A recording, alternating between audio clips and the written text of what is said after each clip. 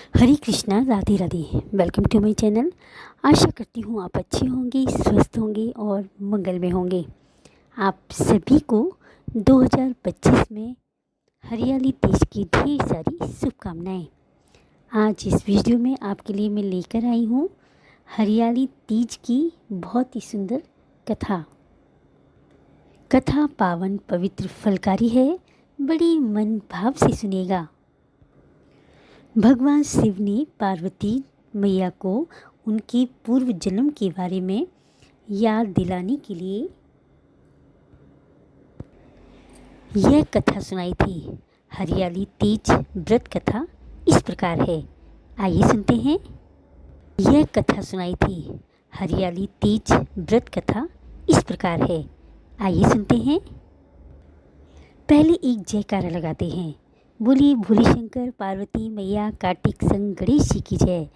वृंदावन बिहारी लाल की जय। भगवान शिव कहते हैं, हे पार्वती, बहुत समय पहले तुमने हिमालय पर मुझे वर के रूप में पाने के लिए घोर तप किया था। इस दौरान तुमने अन्न जल त्याग कर सूखे पत्ते चबाकर दिन व्यतीत किए थे। किसी भी मौसम की परवाह किए बिना तुमने नियंत्रण तप किया। तुम्हारी इस स्थिति को देखकर तुम्हारे पिता बहुत दुखी थे। ऐसी स्थिति में नारद जी तुम्हारे घर पधारे। जब तुम्हारे पिता ने नारद जी से उनके आगमन का कारण पूछा तो नारद जी बोले, हे गिरिराज, मैं भगवान विष्णु के भेजने पर यहाँ आया हूँ। आपकी कन्या की घोर तपस्या से प्रसन्न होकर वह उससे विवाह करना चाहते हैं। इस बारे में मैं आपकी राय जानना चाहता हूँ।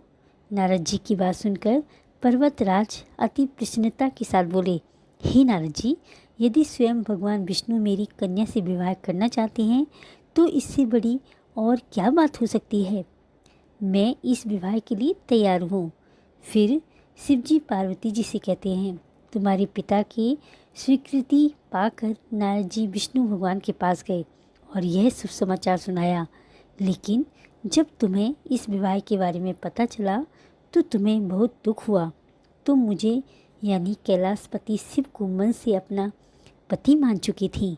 तुमने अपने व्याकुल मन की बात अपनी सहेली को बताई। तुम्हारी सहेली से सुझाव दिया कि वह तुम्हें एक घनघोर वन में ले जाकर छुपा देगी और वहाँ रहकर तुम शिव जी को प्राप्त करने की साधना करना। इसके बाद तुम्हारे पिता तुम्हें घर में न पाकर बड़े चिंतित और दुखी हुए। यह सोचने लगे कि यदि भगवान विष्णु जी बारात लेकर आ गए और तुम घर पर ना मिली तो क्या होगा। उन्होंने तुम्हारी खोज में धरती पाताल एक करवा दिए, लेकिन तुम ना मिली। तुम वन में एक गुफा के भीतर मेरी आराधना में लीन थी। भाद्रपद तृतीया शुक्ल को तुमने रेत से एक शिवलिंग का निर्माण किया, मेरी आराधना की, जिससे प्रसन्न होकर मैंने तुम्हारी मनोकामना पूर्ण की। इसके बाद तुमने अपने पिता से कहा कि हे पिताजी, मैंने अपने जीवन का लंबा समय भगवान शिव की तपस्या में बिताया है और भगवान शिव ने मेरी तपस्या से प्रसन्न होकर मुझे स्वीकार कर लिया है।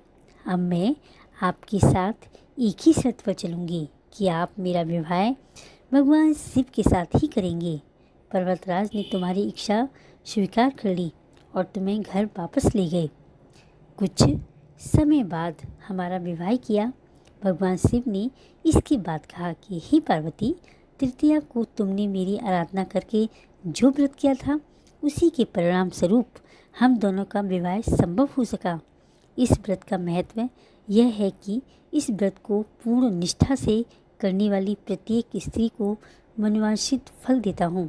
भगवान शिव ने पार्वती जी से कहा कि इस व्रत को जो भी स्त्री पूर्ण श्रद्धा से करेगी उसे तुम्हारी तरह अचल सुहाग प्राप्त होगा।